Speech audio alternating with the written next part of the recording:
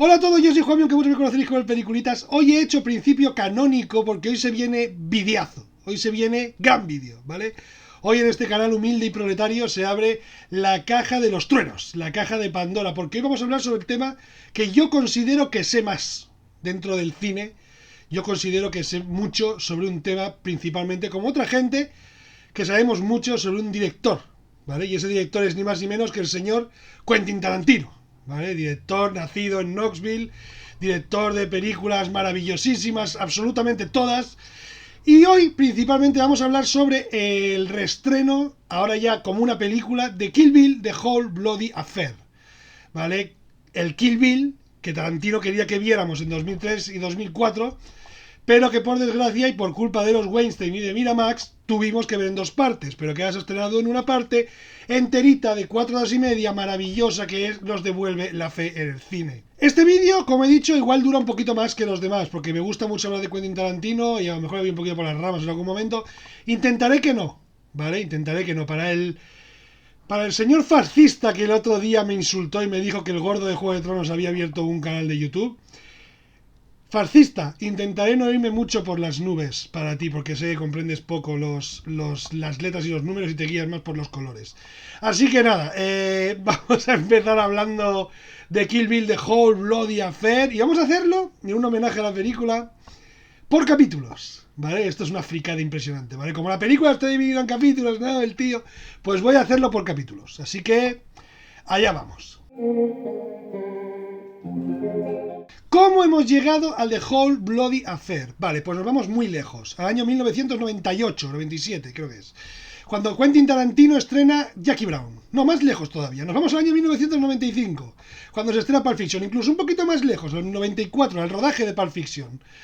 Y nos encontramos con que el señor Quentin Tarantino, en mitad de rodar una obra maestra de la historia del cine como es Pulp Fiction, empieza a bocetar, a escribir un boceto, un borrador de un guión, de una idea que tiene para una película, ¿vale? Que quiere que protagonice Uma Thurman, que está protagonizando Pulp Fiction, con John Travolta y Samuel Jackson y todo el equipo, ¿vale? Y le dice, mira, tengo una idea para esta película. Se llamaría Kill Bill. A lo mejor todavía tenía ese nombre, ¿vale? A lo mejor se llamaría The Bride, ¿vale? O vete tú a saber, ya que ella interpretaría el personaje de la novia, Beatrix Kiddo, ¿vale? Y le presenta este proyecto a ella y le dice, mira, esta es la idea que estoy teniendo, la estoy configurando todavía, estoy con el boceto, primer borrador, estoy creando, ¿vale? Pero me gustaría saber si te interesaría interpretar a la novia, a la protagonista de la película. Y ella le dice, por supuesto que sí, porque la relación en aquellos momentos de Quentin Tarantino y Uma Thurman era como mierda y culo, o sea, estaban pegadísimos, ¿vale? O sea, eran muy amigos, se querían muchísimo, ¿vale? Como amistad, efectivamente. Total. Pasa el tiempo, Quentin Tarantino estrena Pulp Fiction, Palma de Oro en el Festival de Cannes, le hace una peineta a la crítica en el Festival de Cannes al recoger la Palma de Oro. Pasa el tiempo, todo el mundo espera una nueva peli de Tarantino, estrena en 97 creo que es, no me acuerdo, Jackie Brown, grandísima película, obra maestra, hizo un vídeo en este canal, una película que me flipa, me encanta, super funky, super black exploitation, obra maestrísima. Las críticas no son tan buenas, al público no le gusta tanto como Pulp Fiction y Quentin Tarantino entra en un poquito de bajona. A Quentin Tarantino le sienta muy mal que a la gente no le baile el agua y resulta que desaparece un tiempo. Y en ese tiempo Quentin Tarantino está escribiendo el guión total y tocho de Kill Bill, ¿vale? Volumen 1 y volumen 2 por orden de los Weinstein, ¿vale? Quentin Tarantino crea Kill Bill, se la presenta a los Weinstein, le dice tengo una idea por abrigo de 4 horas y media sobre la venganza y el amor, será súper sangrienta, será súper maravillosa, tendrá un huevo de referencias y guiños a cine que me gusta a mí y será como un videoclub andante esta película. Los Weinstein dicen nos encanta, te la vamos a producir, pero aquí con una película de 4 horas y media que solo podemos hacer un pase al día no sacamos suficiente dinero, así que la vamos a estrenar en dos partes, ¿vale? En 2003 estrena Kill Bill Volumen 1, película que gusta a todo Dios, ¿vale? No voy a meterme en las películas ahora, nos meteremos después. Y en 2004 se estrena Kill Bill Volumen 2, que gusta aún más a la mayoría de la gente. Son dos películas muy diferentes, si nos paramos a mirarlas, y ahora en conjunto encajan perfectamente los estilos, porque toda la película está llena de estilos y formas. De rodar, de interpretar, del ritmo, de cómo Tarantino lo mueve, es muy especial en esta película. Ha crecido muchos puntos en mi top de Tarantino, porque es verdad que yo la tenía muy abajo Kill Bill, o sea, siempre la he tenido por debajo, por encima de Django, por ejemplo, por encima de muchas pelis, de algunas pelis de Tarantino, pero por debajo de As Gordas, ¿vale? Nunca la he tenido por encima de, muy por As Gordas. Ahora sí, ahora al ver The Whole Bloody Affair y verla en conjunto, verla así me ha flipado tanto que la he puesto muy arriba, ¿vale? The Whole Bloody Affair es lo que Tarantino quería hacer realmente, y Miramax no le dejó. En 2011 se hizo un pase privado en el Festival de Cannes, se ha hecho pases privados en Estados Unidos de este Whole Bloody Affair, pero no llegaba a las salas, hasta que se ha conseguido estrenar en cines en Estados Unidos, que se estrenó en diciembre, y ahora, el pasado viernes, 10 de abril, se estrenó en España, ¿vale? El Whole Bloody Affair es la celebración absoluta de Kill Bill, la celebración absoluta de la obra de Tarantino, y es Tarantino como quería que vieras la película. O sea, esta es la película que quería Tarantino que tuvieras. Esto es Kill Bill, The Whole Bloody Affair. Durante el resto del vídeo voy a seguir hablando de Whole Bloody Affair, efectivamente, porque es el tema del vídeo, ¿vale? Pero vamos a ir comentando la película, ¿vale? Para el que no la haya visto o el que le apetezca hablar conmigo o compartir conmigo este amor y esta pasión por la cinefagia y la cinefilia de Quentin Tarantino en Kill Bill, ¿vale? Kill Bill principalmente es una historia de amor. Empieza como una historia de amor, termina como una historia de amor, durante todo el recorrido hay venganza, hay sangre, hay muerte, pero siempre hay una historia de amor pequeñita, minúscula, diminuta, de personas que se quieren, pero saben que no pueden estar juntas porque en el mundo en el que viven y la forma y la jerarquía de su trabajo no pueden estar juntas al 100%. Entonces, ¿qué pasa? Que es una película de amor, pero que se tienen, aunque tienen un hilo que los junta tanto a Uma Thurman como a David Carradine, ellos no pueden estar juntos, ellos siempre van a estar separados, y encima van a ser némesis el uno del otro, van a ser enemigos, y eso es precioso, y eso en el Whole Bloody Affair se ve todavía más, porque la gente dirá, bueno, pero es que al final de Whole Bloody Affair son las dos películas juntas. Y eso es como si te coges la película, el volumen 1, y lo ves, luego ves el volumen 2, y eso es el Whole Bloody Affair. No. Realmente no es eso el Whole Bloody Affair. El Whole Bloody Affair tiene escenas alargadas, extendidas, alguna escena nueva, sobre todo una de anime relacionada con Oren Ishii, ¿vale? Una escena muy chula, pero que ahora comentaremos más en abierto, ¿vale? Pero principalmente Kill Bill, y quiero que esto quede claro dentro de todo lo que tiene un universo de cinefilia, es una historia de amor. Historia de amor de Uma Thurman, la novia que empieza con una boda a la que le pegan un tiro, una novia a la que le pegan un tiro en la cabeza y todo su camino de venganza, y un señor que se llama Bill, interpretado por David Carradine, que quiere ejecutar a la novia, que le ha quitado su hija, que es una historia de venganza, una historia casi shakespeariana, y al mismo tiempo una historia de amor pequeñita y muy romántica y muy preciosa, llena de amor, de la forma más extraña que te puedes imaginar. Este capítulo lo he llamado El Silbido, pero no solo vamos a hablar sobre el silbido de Daryl Hannah y la famosa escena del hospital, sino que vamos a hablar de la cinefilia, la cinefagia de Kill Bill. Hay muchísimo cine, muchísimas referencias, muchísimos tonos, muchísimos géneros que Tarantino toca en Kill Bill.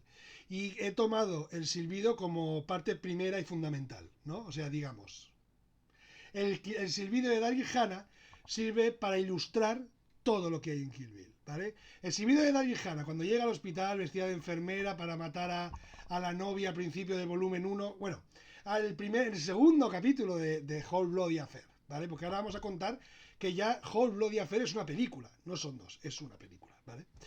Ese silbido que ha sido tan famoso que la gente se lo ponía en politono, los chavales no saben lo que es el politono, pero mucha gente se lo ponía en politono, en MIDI, en el móvil, ese famoso silbido que no voy a decir y no voy a cantar para que no me lo quite el vídeo de YouTube y me digan, no lo puedes monetizar, tampoco saco un duro con esto, pero bueno.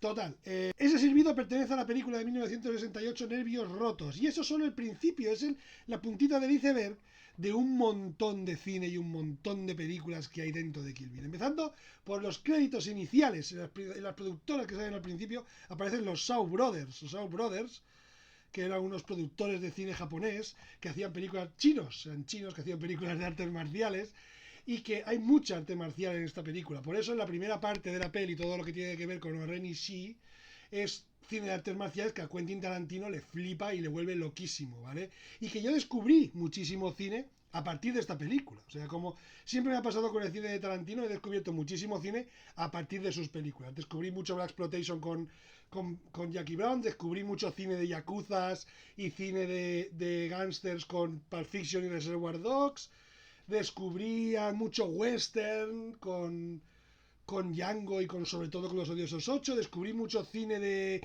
coproducciones europeas con actores americanos venidos a menos con ellas en Hollywood, incluso cine de serie B de la guerra, de la Segunda Guerra Mundial con Malditos Bastardos, cine de serie B de persecuciones de los años 70, Punto Límite Cero con Death Proof, o sea, Quentin Tarantino se podría decir que es mi profesor particular de cine, ¿vale? O sea, él me ha dado clases de repaso cinematográfico y me ha dado listas de cine para ver y yo aprender, ¿vale? O sea, total, que el silbido es solo el principio. Aquí hay cine de artes marciales y se nota y a Tarantino le encanta hacerlo de la manera más salvaje posible. Ahora vamos a entrar ya enseguida en La Casa de las Hojas Azules y que tiene el Whole Bloody Affair que no tenía la versión de Miramax, digamos.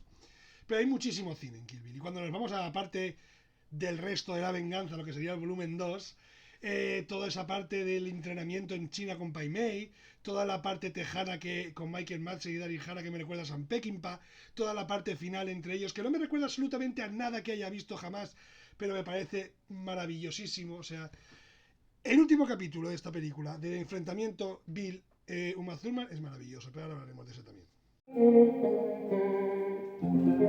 Otro ejemplo de cinefagia, cinefilia de Tarantino viene con uno de los actores y uno de los personajes más míticos de toda la película, que es el personaje de Sonny Chiba, Hattori Hanzo, ¿vale? Personaje que Sonny Chiba ya interpretó en los años 70 en una serie de televisión llamada Kage no Gundam. Sonny Chiba, actor de muchas películas de artes marciales en China, en Japón, que diga, madre mía, pues estoy yo bueno. Es que es mucho hablar de Tarantino. Él interpreta a un personaje mítico, épico, maravilloso, que le crea la katana perfecta a Uma Thurman para que tenga esa venganza con el personaje de Bill. Me parece algo maravilloso, toda esa clase, toda esa elegancia que rodea al personaje de Hattori Hanzo me parece increíble. Y su lugar el cine lo ha puesto en su lugar, celebrándolo como uno de los grandes personajes de toda la filmografía de Tarantino, a la altura de Hans Landa o Jules, ¿vale? El de Pulp Fiction.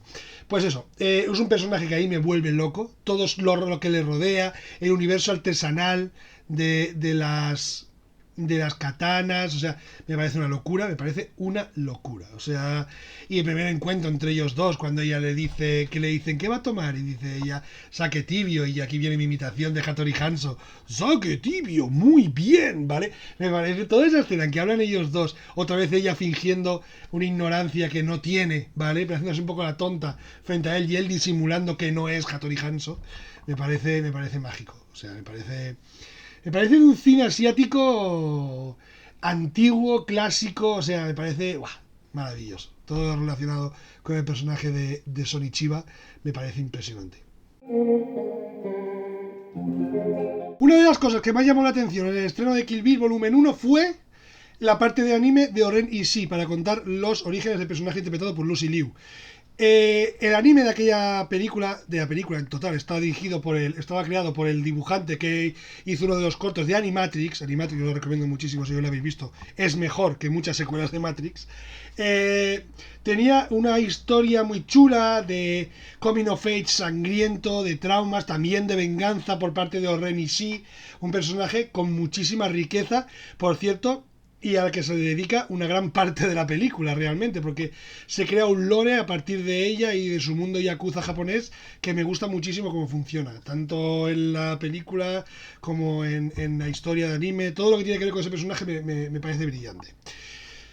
En Kill Bill, Whole Bloody Affair, la película que se ha estrenado ahora, hay más anime, ¿vale? No os voy a destripar nada, pero hay más anime. Se podría decir que el volumen 1, si tú lo ves ahora en Whole Bloody Affair, vas a decir, a esta película en su día le metieron más tajos que la leche. O sea, esta película la cortaron muchísimo en su momento, porque hay muchísimas escenas extendidas y hay sobre todo esa escena de anime de O-Ren Ishii, que me parece una escena que ayuda. Es verdad que sí entiendo que se eliminara del montaje final, porque aunque es una muy buena escena y me gustó mucho, y me gustó casi más que la escena que sale en la película, ahora toda la historia completa de O-Ren Ishii funciona muy bien, pero es verdad que puede resultar un poco a lo mejor repetitiva, ¿vale?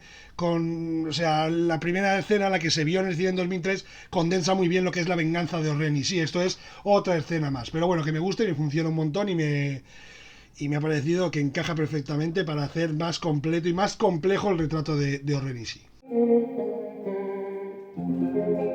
Y seguimos con los Ren y Sí, terminamos lo que sería el volumen 1, pero terminamos lo que es el capítulo de los Ren y Sí en la peli entera, y es la Casa de las Hojas Azules. Una escena que ahí me vuelve loco y que en The Whole Bloody Affair todos los fans de Tarantino, todos los fans de Kill Bill, hemos flipado muchísimo porque era algo que todos queríamos ver, sobre todo mi amigo Manuel, que imagino que estará viendo este vídeo seguramente. Manuel, ¿estás viendo este vídeo? Vale. Manuel y yo siempre hemos querido ver esta película y siempre habíamos querido ver esta parte de la Casa de las Hojas Azules en color. ¿Por qué? Porque en 2003 esta escena se puso en blanco y negro porque era demasiado sangrienta. Y claro, no se podía estrenar en cines. Lo hubieran puesto rated R o lo hubieran puesto rated X. O sea, eso se hubiera podido ver en cines de porno, ¿vale? O sea, porque lo hubiera catalogado como película X debido a su excesiva elementos violentos y sangrientos, ¿vale? Pero tuvieron que recortarlo. Recortaron muchas escenas, las hicieron más cortas, efectivamente, eso es recortar, ¿no? ¿Vale? Y la pusieron en blanco y negro para salvar un poquito el para mayores de 18, para mayores de 13, que creo que fue como se proyectó en los cines. Ahora no. Ahora toda la Casa de las Hojas Azules, con toda su maravillosidad, toda su grandilocuencia cinematográfica, todo ese arte de Tarantino rodando, moviéndose por toda la Casa de los Ojos Azules, por arriba, por abajo, moviéndose de arriba abajo, las 5, 6, 7, 8, tocando juju, juju, juju, ¿vale? Y la cámara que se mueve entre la gente, cómo sube las escaleras, cómo sigue a Charlie Brown, que es ese camarero japonés vestido con un kimono a los Charlie Brown, cómo baja, cómo conocemos a los personajes de Ren y Sí que entran con ella, cómo empieza el enfrentamiento, cómo seguimos a la novia hasta el baño y se encuentra con el personaje de Julia Louis-Dreyfus. Y cómo empieza lo que es la tralla gorda de Ren y Sí contra la novia y todos los secuaces, Gogo Yubari, el personaje de Gordon Liu y los 88 maníacos, ¿vale? Es mágico verlo en color. Es muchísimo más sangriento, evidentemente, pero es mágico, es maravilloso. O sea, las escenas son más largas, más grandes y sin cortes, como diría en la peli de South Park. Es más largo, es más sangriento, hay más mutilaciones, hay más sangre, es muchísimo más divertido. O sea, es muchísimo más divertido. Si te mola esta peli, vas a gozar como un gorrino, ¿vale? Porque es divertidísimo. Y por supuesto, el enfrentamiento con Oren al ritmo de Santa Esmeralda y Don't Let Me Be Misunderstood me parece una cosa... O sea, siempre me lo ha parecido uno de los mejores enfrentamientos que he visto en una película en mi vida. Y vuelto a ver ahora en pantalla grande como la vi hace 20 y pico años, me ha vuelto a flipar. Seguimos con la venganza y ahora nos encontramos con el personaje de Michael Madsen.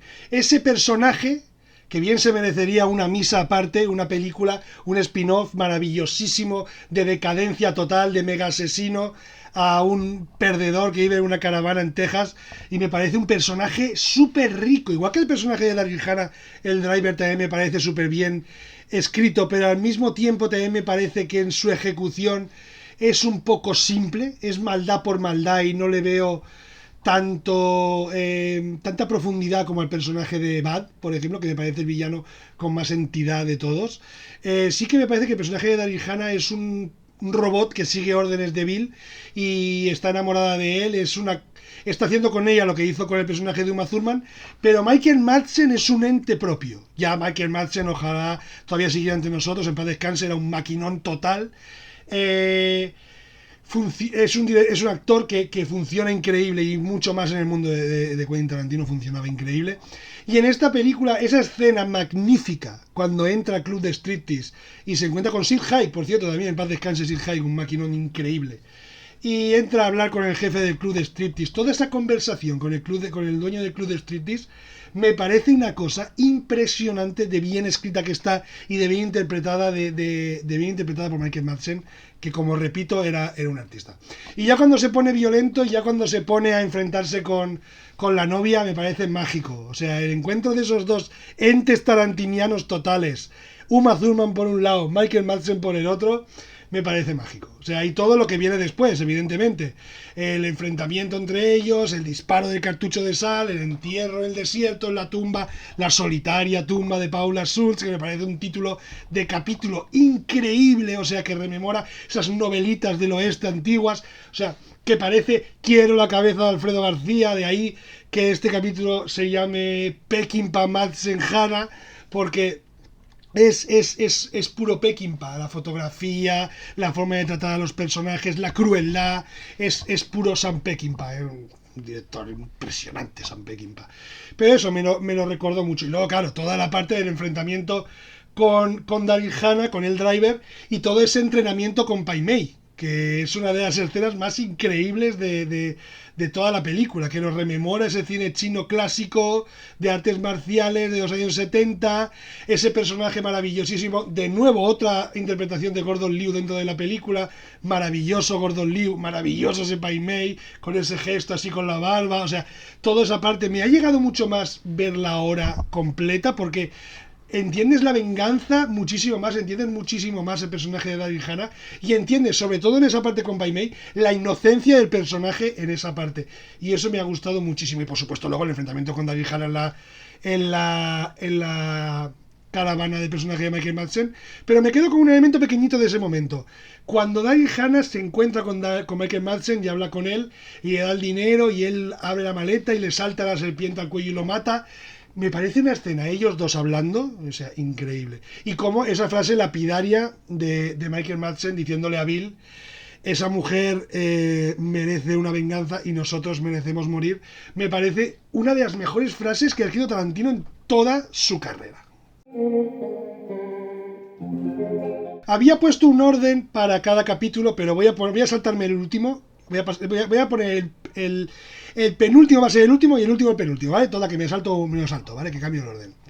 Vamos a hablar del Fortnite, ¿vale? Al final de los créditos, si os quedáis a los créditos de Kill Bill Whole Bloody Affair, os encontraréis con un par de sorpresitas de easter eggs bastante chorras al final, pero sobre todo os encontraréis con el capítulo perdido que se llama, que dirigió Quentin Tarantino para Fortnite, ¿vale? O sea, que realmente es un poco chorra, ¿vale? Pero que funciona dentro del universo de Kill Bill, que está graciosete, que tiene violencia, tiene el estilo de la peli, sale la coñoneta y sale el personaje de Uma Thurman, la animación está muy chula, pero todo eso plagado de universo Fortnite, a mí sinceramente, Fortnite, yo los videojuegos, ya sabéis lo que opino, son cosas de perdedores. Me encanta decir eso para cabrear a los frikis. Total, que yo no juego a videojuegos y yo no conocía el Fortnite muy poco, ¿vale? Sabía que había gente que bailaba así del Fortnite y esas cosas. Total, que no le veía yo, ¿sabes? Total, está bien escrito, si lo ha hecho Tarantino, pues bien, está bien. Un extra a la filmografía de Tarantino que funciona muy poco, muy ridículo. Otro extra esto es muy antiguo, ¿vale? Estos chavales ahora no lo conocerán, pero otra pildorita dentro del mundo de Kill Bill, porque fue a partir de Kill Bill cuando Quentin Tarantino lo llamaron y le ofrecieron dirigir un capítulo de CSI, serie de la que era muy fan, y el capítulo que dirigió era muy similar a toda la parte de la tumba de Uma Thurman saliendo de la tumba en Kill Bill Volumen 2. Pero bueno, eso es un dato estúpido a más no poder. Vamos con la tralla gorda final. La tralla gorda final es el enfrentamiento con Bill. El final con Bill, ¿vale? O sea, el cara a cara, como se llama ese capítulo. Antes tenemos una escena maravillosísima en la que en la que Uma Thurman se encuentra con Michael Parks, que interpreta a un proxeneta un proxeneta mexicano, que ya interpretó también en el volumen 1 al principio de la película, ¿vale? De Whole Bloody Affair. A Earl McGraw, personaje que también apareció, que también interpretó en Abierto hasta el amanecer, y vimos morir en aquella película, pero aquí lo vemos en una escena graciosísima que también aparece luego en Death Proof. Es un actor que a mí me vuelve loquísimo, me volvía, Michael Parks, y que está increíble como el McGraw en esta película. Nada más que decir. Vamos con el final con Bill, ¿vale? Llega al final, cara a cara, Uma Thurman contra David Carradine. La historia de amor llega a su fin. Y nos encontramos con la hija, nos encontramos con Bebé, nos encontramos con la novia, Beatrix Kido, nos encontramos con Bill. Al principio parece una estampa familiar, parece que todo va a ir bien, se masca la tensión en el ambiente, pero todos disimulan para la felicidad de la niña. El momento asesino Shogun con esa música sonando me parece algo mágico. El primer encuentro cara a cara de Beatrix Kido con su hija, o sea, es mágico, es mágico. O sea, es precioso ese momento de las dos abrazadas en la cama, viendo la tele. Me parece maravillosísimo. Pero pasamos al enfrentamiento con Bill. Cuando Bill, David Carradine, maravillosísimo, en paz descanse también, le suelta ese monólogo de Superman, ¿vale? Escena que parece anticlimática completamente, pero que encaja perfectamente dentro del mundo de Tarantino, ya que esos personajes que hablan y tienen una enfermedad de verborreica y no paran de hablar todo el rato, funciona perfectamente también en esta peli. No hay muchísimos disparos, no hay muchísima sangre, solo dos personas que se quieren o se querían hablando y terminando su relación, ¿no? Es el dejar una relación en el final de esta película, ¿no? Y es mágico. Todo ese monólogo de Superman en el que Bill dice que los superhéroes son personas que se disfrazan de superhéroes, mientras que Superman es un superhéroe que se disfraza de persona. Y ella es Beatriz Kido, que se disfraza de la novia, y ella es una asesina que se disfraza de persona. O sea, todo ese símil que hace de personaje de Uma Thurman con Superman me parece increíble. Y por supuesto, el enfrentamiento, sentados en una silla, no nos olvidemos, de Bill contra novia, me parece mágico. O sea, me parece el colmo de todo lo aprendido durante la película, culmina en ese final. Y es maravilloso. Hasta aquí todo lo que tenía que decir. Me he quedado muy contento. Al final sí que he abierto un poco la caja de los truenos, mi caja de Pandora particular, que es Quentin Tarantino, director que amo y adoro. Y espero algún día hacer un vídeo de 27 horas hablando de Quentin Tarantino. Pero esto es todo lo que he hecho. Creo que dura media hora este vídeo, la verdad. Me he pasado de listo. Espero que alguien lo vea en YouTube, ¿no? Y espero que os haya gustado el vídeo. Yo he disfrutado muchísimo como fan de Tarantino. Espero que muchos fans de Tarantino vean este vídeo y les guste, porque de verdad, yo lo he hecho desde el corazón. The Whole Bloody Affair también es una película hecha desde el corazón de Tarantino para los espectadores. Espero que os haya gustado el vídeo. Like, suscríbete y nos vemos en el siguiente.